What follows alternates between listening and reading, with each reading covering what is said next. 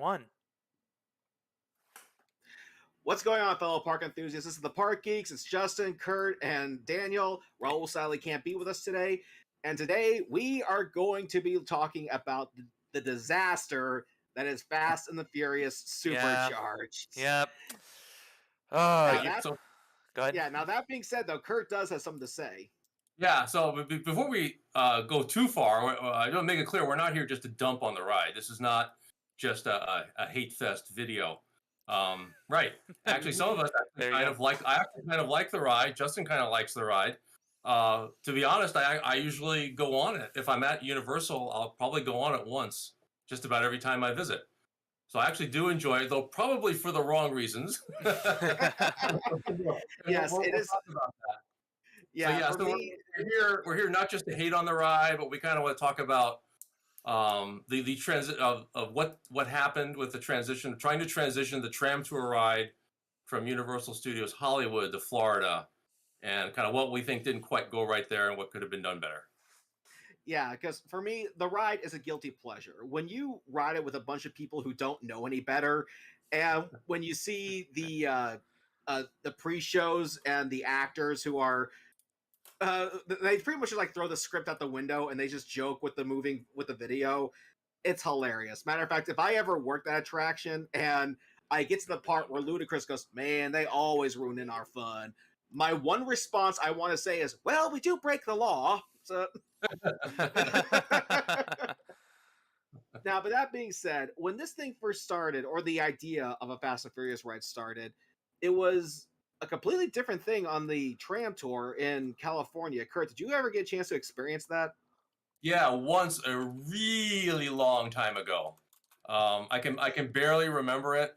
I only did it once on the tour, but it was a really short little segment in this little semicircle kind of thing. The tram just pulls into just enough room for the tram vehicle to fit in. It's kind of like a semicircle around it, and they had they had a couple cars that were basically mounted on robot arms that kind of, appeared to kind of zoom around a little bit in the circle, kind of in the middle.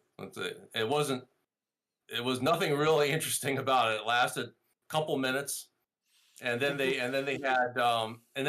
kind of did a behind the scenes gag thing where they kind of revealed the robot arms that were controlling it, and they were kind of flipping the cars and kind of impossible type things.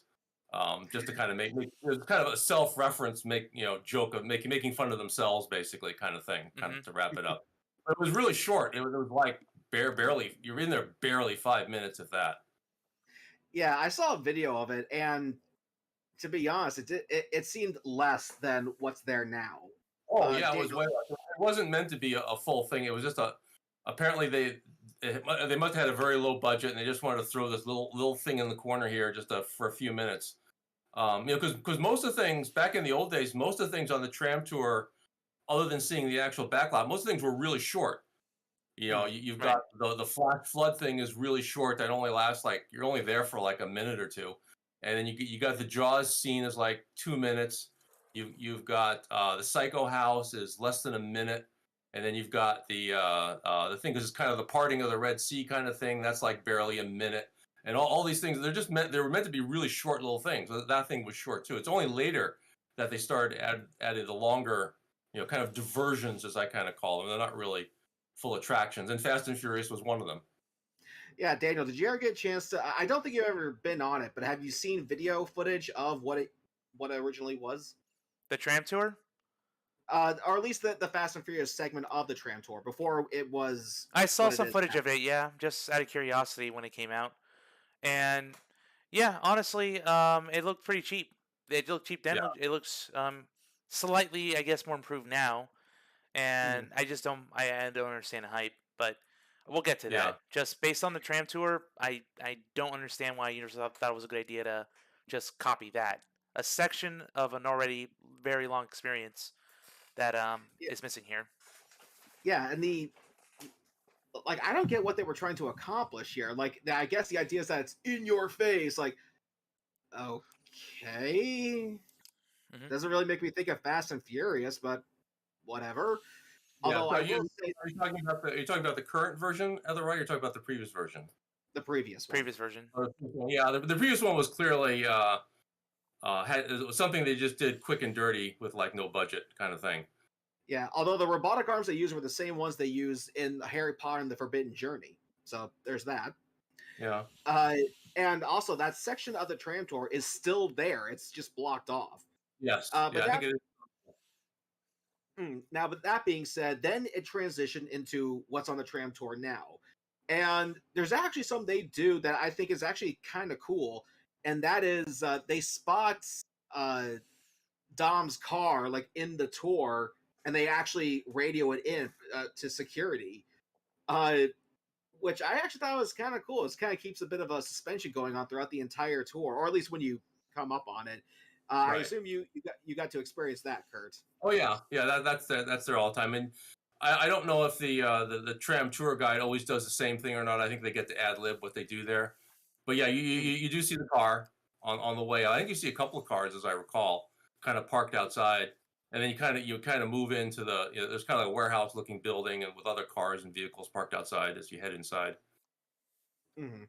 Now, when you go into that garage, do you still get the party scene in there? No, it's a whole. Oh, you mean the first one? Yes. Yeah. You do get that when the FBI shows up.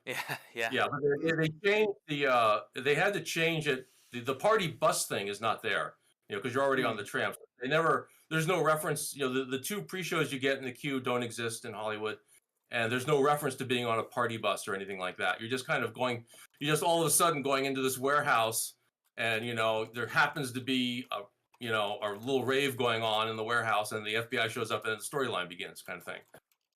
So it's a much shorter experience. You kind of skip everything that happens in the queue line, the pre-shows, and the first stage. Kind of where you're going through that long tunnel in the Orlando version at the beginning. Yeah, so you kind of skip all that, right? And you kind of dive into the next section. So it's much shorter. The whole thing in Hollywood is like maybe 8 minutes. Because you got those two little scenes, and then that's it. Mm-hmm. Yeah, and to be honest, like that scene in the tunnel for the ride, that's actually one of my favorite parts because, again, people, we said this was not going to be a huge hate fest because the illusion of the lights coming down the hall is very effective. Yeah, like I keep poking my head out to see like how are they doing this because I'm trying to figure out if there's just like lights on a conveyor belt that's moving, or is it maybe like the sides of the walls are like on rollers or something? How do they pull that off? It's a video projector. There's a video projectors mounted on the ceiling that are projecting a moving image of the lights going by. It's effective. I got to give them that. Plus a little bit of wind. Extremely effective.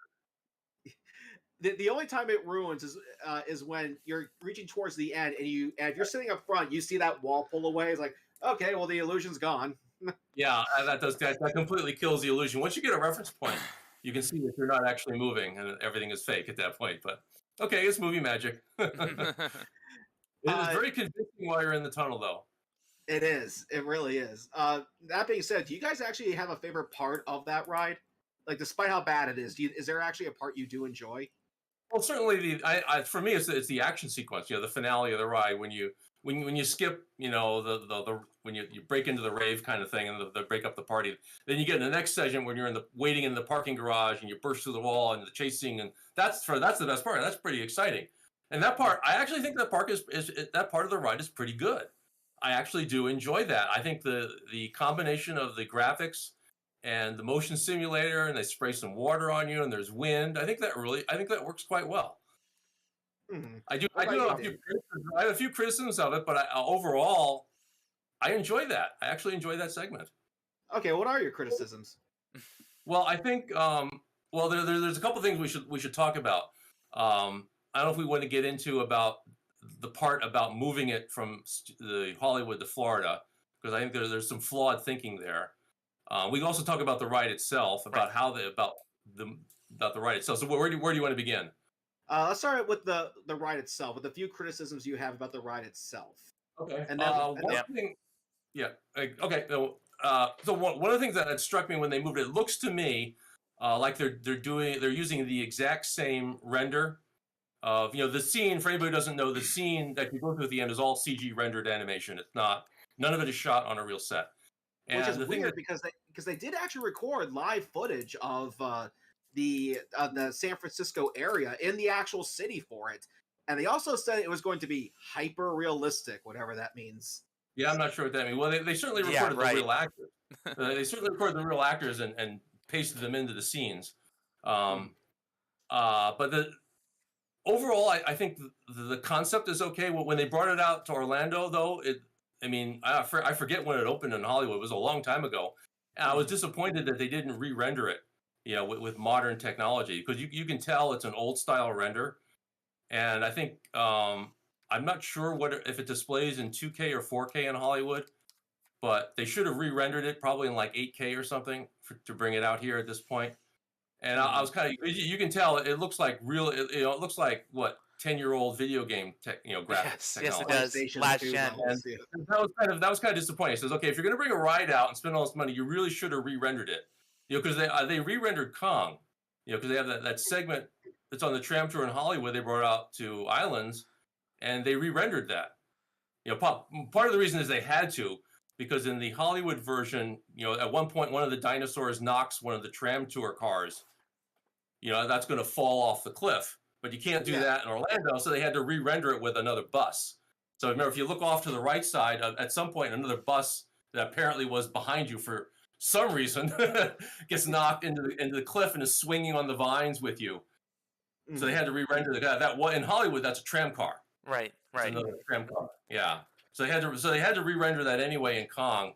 And so when they did that re-render, they re-rendered the whole thing. And I think they upped it from either 2K to 4K or 4K to 8K. I don't know what it projects at in Hollywood, but they definitely re-rendered it in much better resolution. And they did not do that, at least to my eye. I didn't see any difference with Fast and Furious. That was one criticism that should have been re-rendered.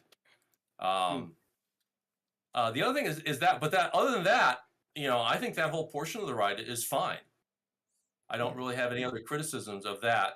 My other criticisms of the Orlando version of the ride mostly have to do with the pre-shows. Is I think the two pre-show rooms you go through, I think those pre-shows are boring. I think they're boring as hell. But as you say, Justin, if you get a good ride operator in there that will ad lib well, that can save it. Mm-hmm. But other than that, all the pre-recorded stuff is just really boring and monotonous. And the whole party bus scene, the whole setup just doesn't really work for me. I mean, it doesn't really. I don't know. It doesn't draw me in. To give you an example, I'm talking about my favorite pre-shows of all time are of course the Terminator 2 3D Battle Across Time pre-show with Cyberdyne Open House. That was perfect because theme parks have corporate sponsors that have displays like Innovations over at Epcot, right? You've got all these corporate displays, so it totally makes sense that Cyberdyne would have an open house and a display in an amusement park.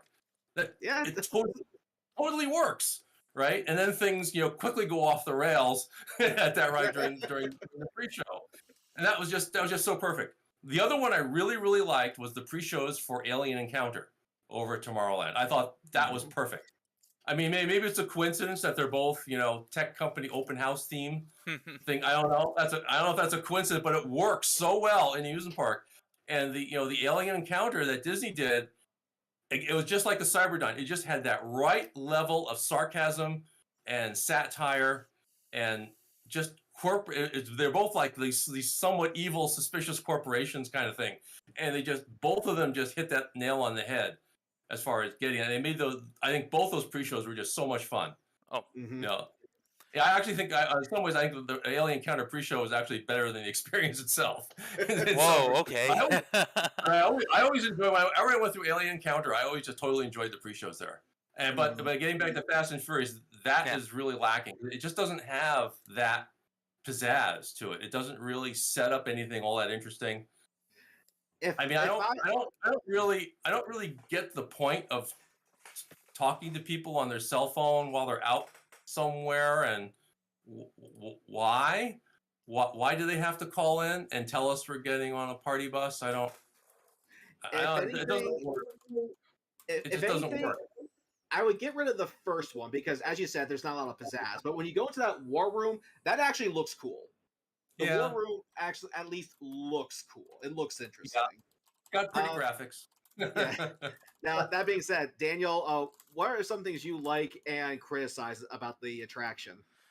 Okay, you know, it is definitely a back and forth opinion, but I kind of enjoy the cheesiness of the pre-show and the queue design itself. It's cool to look at all the cars in there, especially kind of right from the movies. Mhm. But yeah, and it really does depend on who you get. And I suppose just having enough space in the party bus, like I don't find those seats too uncomfortable. I think they're just the same as Kong's. It's the same ride system, so Mhm. nothing much to complain about there, really. And plus, LEDs, they look kind of neat, just to kind of hype you up, even though they turn them off, fairly quickly. Yeah. Um, Although that is also, I think, kind of a complaint that it is the same ride system as Kong. yep, I mean, Yeah. I'd rather it's really just a copy of it. it is. It's not even as good because the buses on Kong, they go outside. That's kind of cool. And they drive around kind of on sort of off terrain, off road kind of train kind of thing. And there's fire and stuff, and that's all kind of There's cool. And this kind of does none of that. there's some Yeah, and the practical interesting thing effects. Yeah, and the interesting thing too is that Daniel and I actually took the tour for Kong, at least here in Florida. And one thing we found out is that one of the big differences between the two is that with Supercharged, the party bus is loaded onto a table that just moves. But with Kong, each wheel has their own individual table that sits on that can rocket in different directions rather than all at once. So that's Okay. one that yes, that's actually one major difference. But anyway, Daniel, keep going. Yeah, a major knock I have against the attraction is just how poorly maintained it is. There's some effects in the final chase sequence that just don't work. Like I'm just pumping up for like the steam and the turbo to hit. It never does. At least the last couple times I've rode that ride, A bummer. yeah, like one of the four times I was on it, like it just activated once, and the ride kind of breaks down and also shuts off like every so often. It's like for a ride that simple compared to its neighbor Kong, it's just baffling. It just goes to show Universal doesn't really care for this attraction. It's like, all right, just as long as it eats people, it'll maybe get up to 40 minutes in the highest of seasons, and then otherwise people don't care about it. So I don't know. Like if you're gonna keep that around, just make sure at least all the effects are working. It barely has enough effects that is, and then when they're not Mhm. working, it just feels even more cheap and more lame. I might as well just ride an old simulator ride at that point. Yeah, that's too bad. Actually, I guess I was lucky when I was out there in March because all the effects were working then.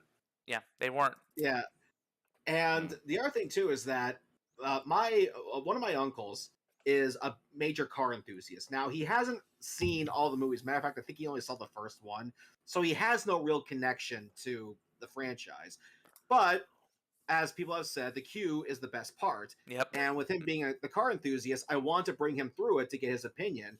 And he was snapping pictures of all the cars in this thing, which we even found out that those cars did come from the movie. Whether or not they were screen used, I don't know. Except for Dom's car that's parked. That was actually parked there by Vin Diesel, I found out. Uh, he said though the one thing, according to him though, the one thing that would have made this better is if the hoods were up, because apparently car enthusiasts want to see that engine, Huh. and he actually thinks it's possible that the engines were removed. Maybe that's why they're closed, which Uh, wouldn't surprise me. Now, moving on, Kurt, you said you want to talk about what happened when it transferred from California to Florida. yeah. Well, it's pretty clear that the Universal management had a totally different idea about what was going to happen when they took this. I mean, they thought. I mean, clearly this was something they were doing to do it on the cheap, right? They were just Mhm. recycling a ride that was what 8 or 10 years old at Hollywood, and they thought they could just pick it up and plop it down, and they could have a quote unquote e-ticket attraction out of it. You can tell by how huge the queue is. They really thought this ride was going to pack them in.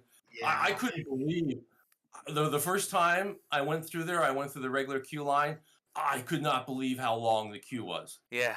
I said, you've got to be kidding. This is like longer than the queue for Transformers. Yeah. What are you people thinking? Only the Potter rides eclipse the queue like that size, and that's Yeah, embarrassing. I mean, this is not a new groundbreaking ride. You're recycling a ride that's been around for a long time and was not even meant to be a standalone ride.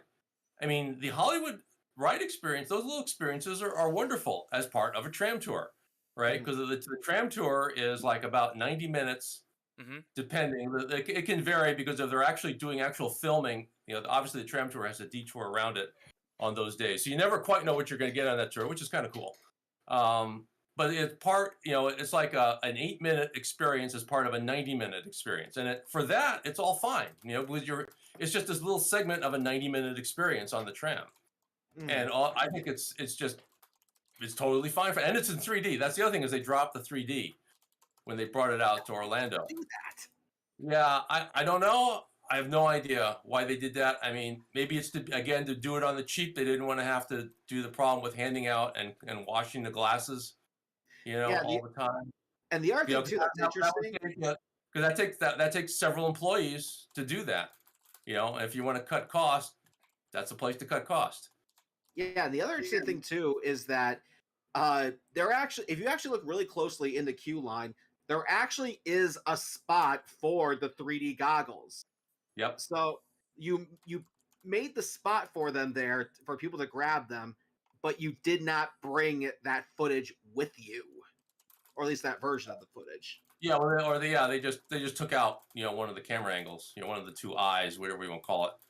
But they clearly you can see their thinking was because they knew the ride was too short, right? That's why they added the 2 pre-show rooms to make up for the fact that the ride is ridiculously short. Yeah. But pre-shows do not make a ride.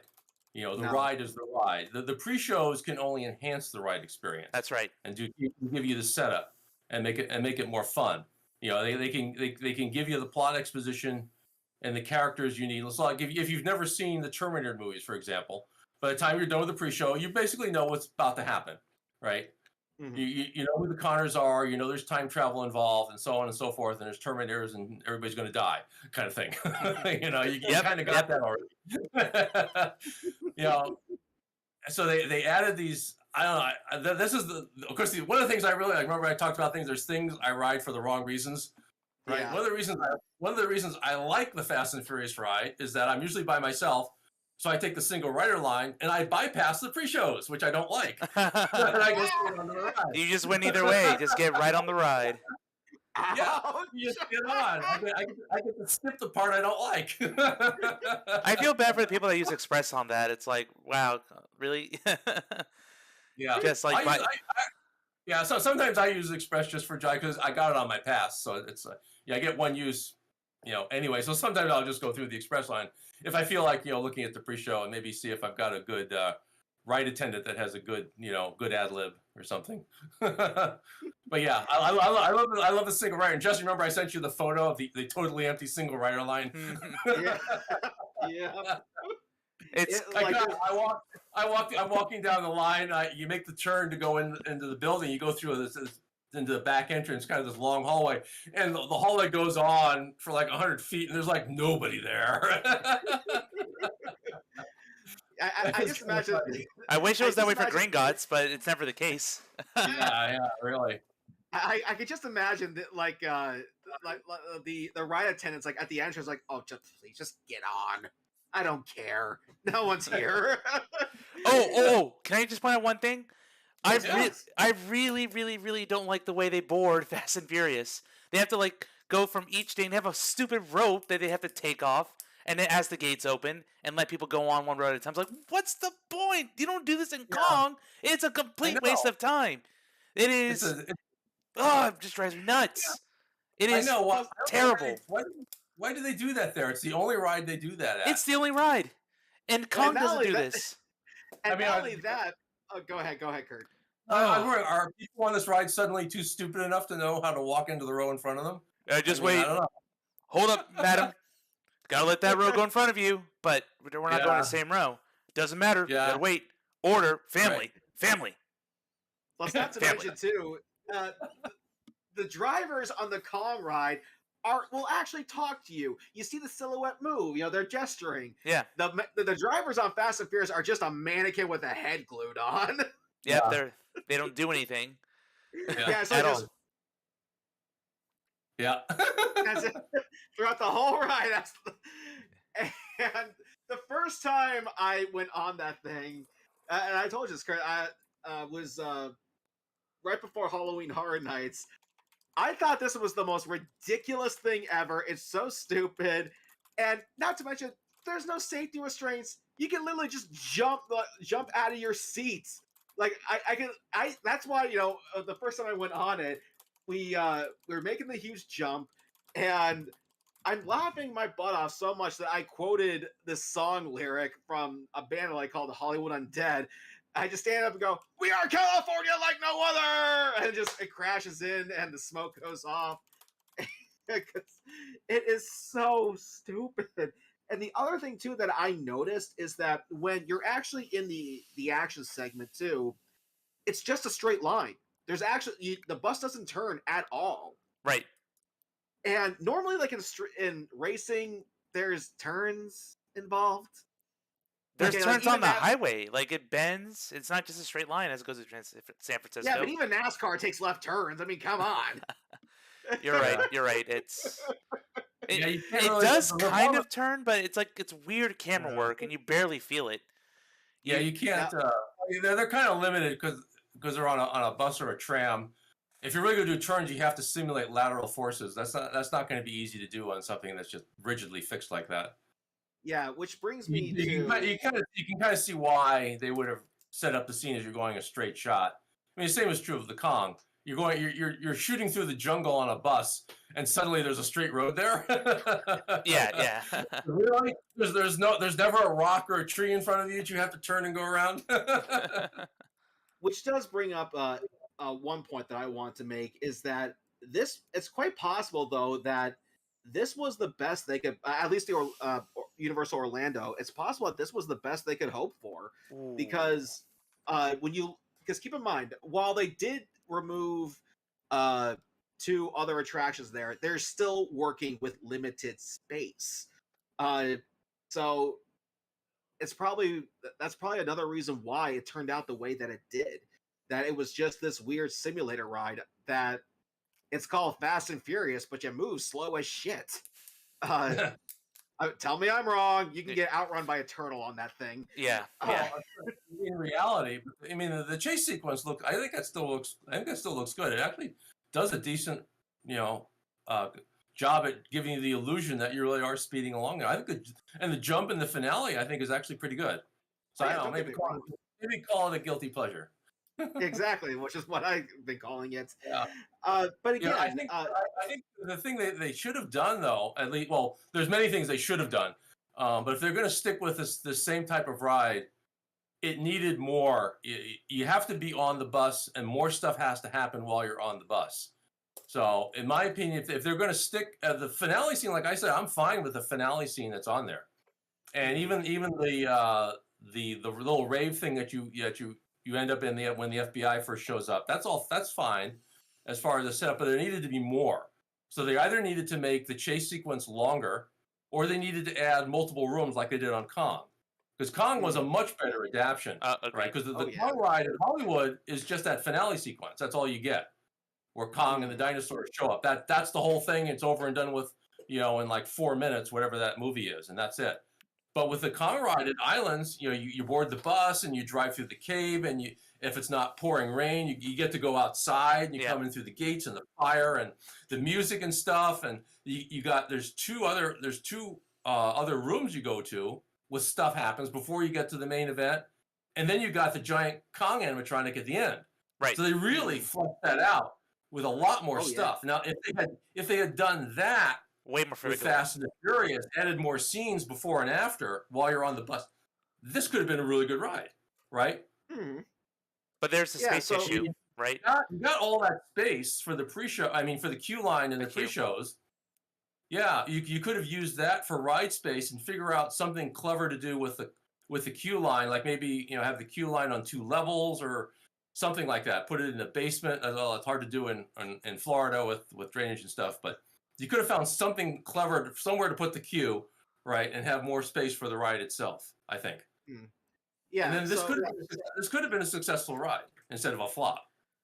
Yeah, Daniel, because we were talking about that, about what would it take to make this, to at least take what's already there and make it better. What would you think what do you think they should do to actually make this a worthwhile ride Yeah, out of just out of well, the assets they have? well, we got to look at constraints and first. So the ride system for one. I mean, I don't think that was ever going to change. So if we're going to assume that's all we had to work with, then yeah, then I agree with Kurt that adding more content is definitely the biggest thing. So I think having what was his name, Shaw, come in, like the main enemy of the Yeah, Fast. Yeah, Shaw. Like there could have been like a shootout scene, like both sides, like you have simulated gunfire effects and like other things, wind blasting in your face. Maybe you can use that rotating car technology, so it's gonna hit the tram. Do something cool like that, just to really hype you up before you get into that parking garage and then take off on that wild chase through San Francisco. So um, I think they did have the space for it. They just wasted it, and they just didn't think this through. And it's clear that there was a lot of oversight, from the pre-shows to the way. I mean, like I said, to the way they board the stupid buses to a lot of these things that it just made complete nonsense. Why would you put so much more effort on the same ride system with Kong, but not do something with something that's still a big franchise, Fast and Furious, and you drop the ball. You drop the ball, and now it's yeah, now a laughing stock, because it's just a big problem missed opportunity. So to me, more content, more practical effects, give something unique that is for the full complete experience that you can't get from the tram experience, but yeah. you don't get it. It's kind of hard to make this, like I said, Fast and Furious when you have something have such limited space. Because again, I mean that the whole idea was fast cars, but you don't have a lot of space to work with. So I can't necessarily say I blame them for taking the simulator routes, but at the same time, yeah, it is just way too short. I there's even some. I remember when I took my uncle on there. The ride finishes and he goes, "That's it." Yep. Yeah. That is something you never want to hear a guest say Right. as soon as they get off a ride. You Yeah. never want to hear them say that. Right. Uh, And but you can see where management was thinking, right? They would do this on the cheap, and they thought they could paste in a couple of boring pre-shows, and that makes it a better ride. And I said, nope, that doesn't work. You just yeah, learned something the hard way. yeah. Even the guy who actually approved of the ride said this was his biggest mistake in his career. So not good. But that being said, we did see some interesting news that there might be a Fast and Furious Drift coaster coming to Universal LA. This was pretty interesting because I'm not familiar with every type of coaster out there, but Kurt, you have ridden a ton of roller coasters. Have you ever heard of something like this? No, this is something Nope. new. I think in the video you showed me, if these rumors are true, there'll be like a new patent on this roller Mm, coaster that can do this drift simulation kind of thing. So I guess it's some sort of controlled variation of a spinning coaster, or maybe some kind of variation of sort of like the Guardians of the Galaxy coaster over at Epcot now, mhm. where it can control the rotation or the lateral movement of the cars. But yeah, if they can pull that off, that could be pretty cool. Yeah, because again, with roller coasters, with normally with roller coasters, they're always so high up. But this is meant to be a car. You're pretty much grounded. So I gotta see how this is gonna turn out. Because I Yeah. mean, what can you possibly do when you have to stay, like I just said, grounded? Uh, Daniel, have you heard of something like this? No, I haven't. But I took a look at that video, and already I can already see a lot of potential with it, and um, but I gotta realize like how much more expensive is the system compared to what we got, um, and that's where it starts. So it's always about the money. It's always about Yeah. what they're willing to allocate, what they're willing to spend, because you got to consider operating costs and space costs, and if there's a need for expansion. Construction's it, Oh yeah. expensive. So there's a I'm starting to learn about project management myself. I'm studying for my PMP exam, so I'm starting to learn about big picture things. And yeah, the idea is cool. It's just that's just my first thought. Like how easy it is to integrate, and B, what's going to be what's the budget on this in the end? Universal, how Right. much Yeah, Well, bank are they making? that's always part of it, because when you get into the budget for these big rides, these rides are these huge themed rides are massively expensive. the payback, of course, is selling more tickets to the park and sales in the gift shops. And maybe if you can do a themed restaurant along with it. Like I remember you look at Harry Potter. Yeah. I mean, my God, when that opened, it wasn't just, I mean, yes, that ride, Harry Potter and the Infinity Journey, is an obscenely expensive ride. So good, though. So worth it. That is one of the most expensive rides I've ever seen in my life. But if you remember, look, just the first 2 years, the merchandise was just flying off the shelves in the shops. Oh yeah. I mean, it was beyond my belief. I was there months after it opened. I saw videos of when it first opened, and there was a queue to get into the Harry Potter area at Islands. Mm-hmm. Just to get into the area was an 8-hour wait in a line. Get into the Harry Potter area, and then you have to wait in line to actually do anything while you're in there. And people were just coming out with armloads of merchandise. They're like buying like everything Harry Potter. And you think about the sales, and suddenly he says, yeah, I guess we can justify the cost of that Forbidden Journey ride, can't we? Yes. They're probably selling millions and millions of dollars of merchandise. Yeah, Kurt, but here's the irony. Fast and Furious is a profitable franchise, so I'm surprised and shocked that they didn't have more confidence in giving Universal Creative the budget to make sure this was a complete experience. That baffles me. Yeah, because surprisingly, Fast and Furious is actually their highest grossing franchise. Yeah. Oh, really? Cool. Yeah, so Daniel makes a good point. Like, you've made so much bank off this, but you're not going to put it in the ride? I mean, don't you want people to actually see this? Yeah. Well, somebody clearly was not thinking clearly. They thought they could do this on the cheap and get away with it, and they were just very wrong. Yeah, absolutely. Yeah. Now, a lot of people... Go ahead. Yeah, there is kind of hope if I want to dive into a little bit of rumor territory. Because as well, if you don't know, Simpsons is going to run out of its grant of rights with Universal in 2026.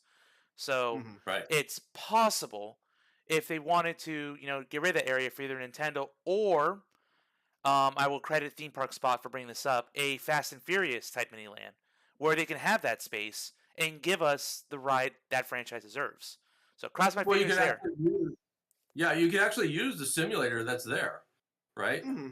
Yeah. I mean, it was a DeLorean simulator for Back to the Future. You can now make it a Fast and Furious car simulator ride. Now, it's kind of, the technology is obviously dated, so maybe you wouldn't want to do that, but it could work, right? Oh yeah, could. Because you get to actually ride in a car, and you got that big dome screen, and you kind of experience a street race.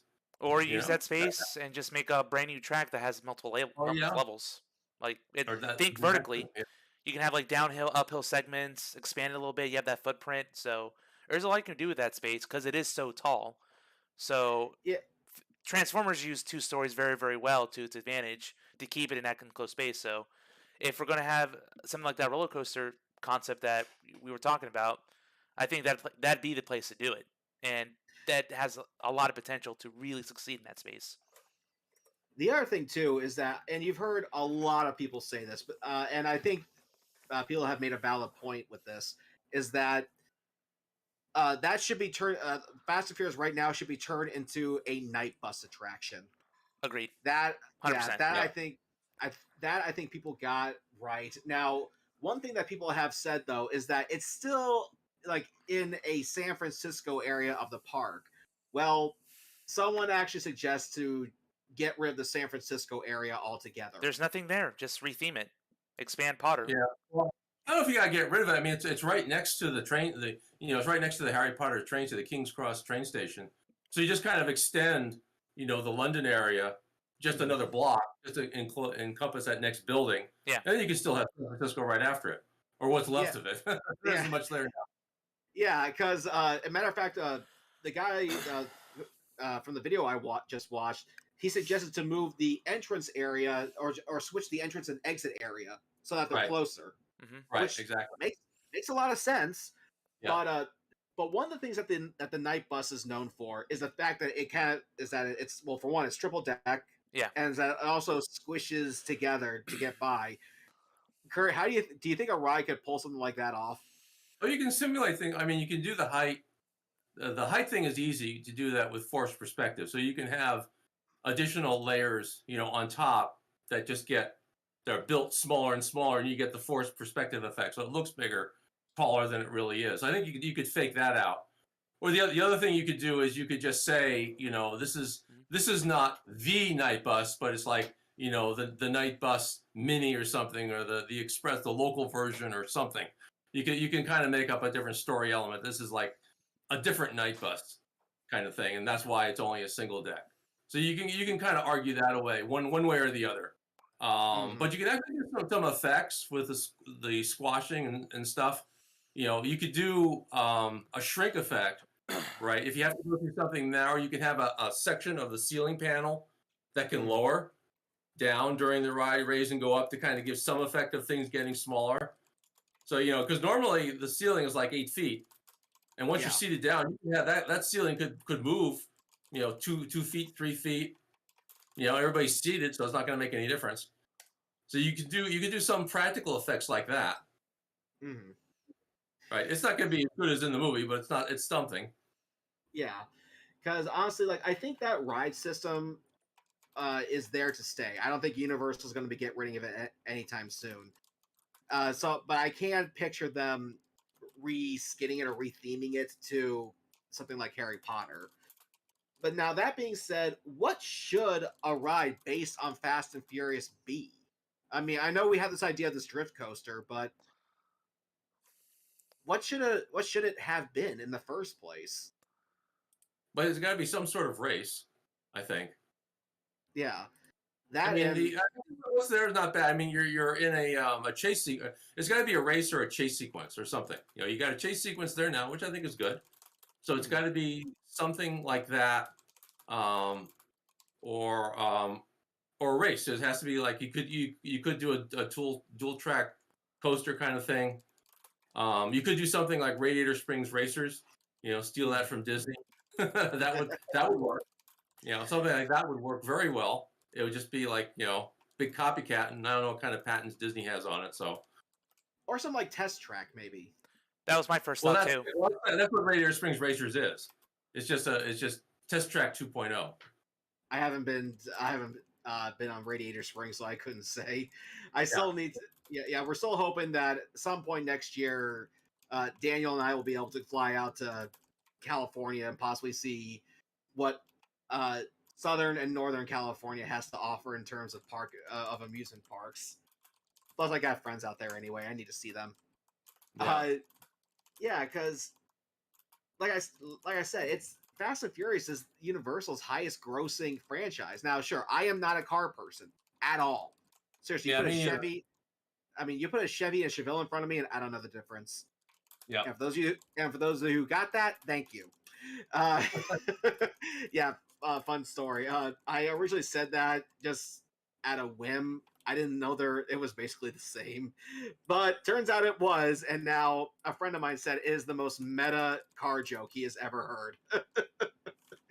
But anyway, yeah, Fast and Furious is worthy of a ride. But let's just say, let's go back to what you said, Daniel, about retheming that whole area as Fast and Furious. If they were to do that, what else should they put in that town? Because it's not just when it was just Back to the Future. It was just the World Expo, I think. Yeah, that was all part of the World Expo that connected to Men in Black. Yeah, and then suddenly it became Simpsons, and that whole section became Springfield. Yeah. So if they were to do that, what should they put from the movie in there? Ooh, that's a very good question. I think you can pull from various sources. Maybe you can have, a part obviously dedicated to the main San Francisco storyline. Maybe you can have some moments from Hobbs and Shaw that was well received, like maybe something that visits like something a bit more tropical. I think that had some fun scenes in there. I don't know how you keep appealing to like flat rides or anything like that. I'm not sure. I'm not sure how many attractions you would need and what like restaurants would replace it with, because admittedly, I think the theming of the restaurants and all that make Springfield really pop. It'd just be kind of taking in more real world concepts, like, hey, here's some stuff that's only on the California side, but we have them here in Orlando, so you can enjoy them too. Whether they want, actual chains or not, I don't know. I'd rather keep things original. So that's the tricky part. I just want to do it. I just really mainly want it for the space. Maybe it can share a bit with Nintendo and have that like kind of joint bleed into it, but I don't know. I just think for that area, it's going to take a lot of concentrated work, a lot of focus, and a lot of planning to ensure everything has a purpose in being there. It's not just taking space for the sake of space. There is a purpose to everything. But considering Universal's creative's track record, I highly believe they can pull it off. It was just when Supercharged was designed, it was just a really bad. It was a really bad look for Universal at the time. They were just riding on their laurels of Potter, and when they did that, it was like, all right, let's just be as cheap as possible and keep expanding capacity, and that didn't work. Except comic successful, that the ride we're talking about, not as much. So I think with the shift in leadership, they are on the right path, and I would trust them to do a mini land this time. Yeah, matter of fact, I remember something you told me a long time ago, Kurt, that you think one of the reasons why Fast and Furious was so cheap is probably because of how much Harry Potter cost them. Maybe, yeah, maybe they're tired of spending the megabucks on the huge franchise. They want to do something cheap. And that's what they did. I mean, $4 billion for Big Universe. I mean, granted, it worked. I mean, you can't say it didn't. But it goes back to what we said. You think they would have taken that, those megabucks and put it into this new attraction? But yeah, it is so cheap. It's more insulting. Go ahead. Yeah, the best thing about the ride, I think one of the best things, like I say, I like it for the wrong reasons, is that you can get an air conditioning for 15 or 20 minutes. That's actually one of the best parts about that ride. A really hot Orlando day, or if it's pouring rain outside, hey, Fast and Furious. Yeah, there's been times when I have checked like the wait times for various rides, and there's always seemed to be like a battle between 3 rides to see which one has the shortest one. Either Jimmy Fallon, Fast and Furious, or E.T. Yeah. They all compete. But I'll still never forget though. One day, it was a busy Saturday, which Saturdays are always busy for amusement parks. And I'm going through the wait times here, and it had an 85-minute wait. So that is the most action that ride has ever gotten. It was pretty nuts. I went to Universal just 2 weeks ago, and yeah, there was nothing lower than like a 45 or 60-minute wait everywhere. Wow. Yeah. And I mean, it is good for families who have kids because they want to get on the ride, they want to do something. Okay, Fast and Furious is popular. Boom, there you go. But and everybody can ride. Yeah, and that's Lord knows you don't have to worry about seatbelts. Yep. Nope. And you can just literally waltz on too. The ride's very fat friendly too. As a fatty, I can tell you, hey, it's fat friendly. You just gotta sit down, how's it going? Sometimes you do screw up, and then you end up feeling like sardines in there. It's up to the operator's discretion how they load the truck. Sometimes they're like, we gotta get 8 people in there, but that guy's really big. Make it 7, please. Common sense, people. Think about it. And here's something interesting too. Not an Easter egg, but a little flub, I guess you could say, that actually snuck into the ride. Now, two things actually. If you are sitting for the rave scene, if you're sitting on that end of the bus and you're right up against the side there, you can actually stick your head out, look up, and you can actually see the screen that's projecting onto the piece of glass. Yeah. And when the quote Medusa comes up from the bottom, the entire thing is not actually there. Just the bed is, the head of the truck isn't. Again, you can tell that when you look up at the screen that's on the ceiling. But the other interesting thing is that when the detective comes in and tells Tyrese, FBI, don't move, if you look at his lips really carefully, he's actually saying FBI down on the ground. No! They redubbed it? They redubbed it. Oh, no. And it makes sense too, because when he walks in, he goes, Robier's FBI, don't move. He's pointing down. You don't do that unless you tell somebody to get down on the ground. Yeah. They redubbed it for whatever reason. I don't. They redubbed it and didn't bother reanimating it. Maybe they thought they were at one point, but they just didn't do it. Yeah, like, why would you do that? I mean, not to mention, like, down on the ground is something that law enforcement says. Why would you get rid of such an iconic line that even movies use it? Mm-hmm. Yeah. Oh. Like, the only conclusion I can come to, and I'm not trying to, be too political here, I guess maybe a sign of the PC times we're in, and telling a black guy to get down on the ground may not be as PC, you could say. But even then, like, you still should have kept that line in. It's so fitting. Agreed. And the other thing too is that some people have pointed out this, and you guys can comment on this as well, is that the performances from the actors were not good. I'm not the best judge on this one. No, they were not. Would you say so, Kurt? Yeah, it's kind of bland. I think they're definitely kind of phoning it in there. Mine's bigger. Although I do like that little wink that Rock gives to the people. It's like, yeah, that's right. I'm Dwayne Johnson. And the other thing too, a lot of people have criticized the moment where Vin Diesel grabs onto the quote helicopter and starts flying around. Yep. Just to set the record straight, that's actually not a helicopter. That is a drone. Matter of fact, when before they send that one guy crashing into the wall, he does say send in the drone. So yeah. So that they're not helicopters, they are drones. Granted, I've never seen a drone that big, but it's not a helicopter. So rest assured, there's that. Yeah. Plus, during that whole sequence, like, freaking Shaw gets murdered on screen, and it just goes by so quickly. Like, there's no way you survive that. The way he goes out, it just seems so cartoonish. It's like he said he'll be back or something, but yeah, that doesn't look survivable. No, Shaw got absolutely demolished in the ride. Yeah, but it's a movie. Anything can happen. Maybe he had a parachute on. Or maybe he hit in a lead-lined fridge, Kurt. Yeah, that would work. That always works. Nuke in the fridge, baby. Not to mention too, like, you think when they sent him into the wall, you would have seen his body just fly. No, it just vanishes. Like there's like rubble and like it's gone. I don't know where it went. Like, you think he would be like flying across the screen or something. But yeah, Fast and Furious Supercharged. It's a guilty pleasure. It is worth checking out just so you can see what all this the hubbub is about. But try going there realizing it's a so bad it's good ride. Yeah. And perhaps maybe you'll at least find it entertaining. For the wrong reasons, yes, but it won't be a total waste of time.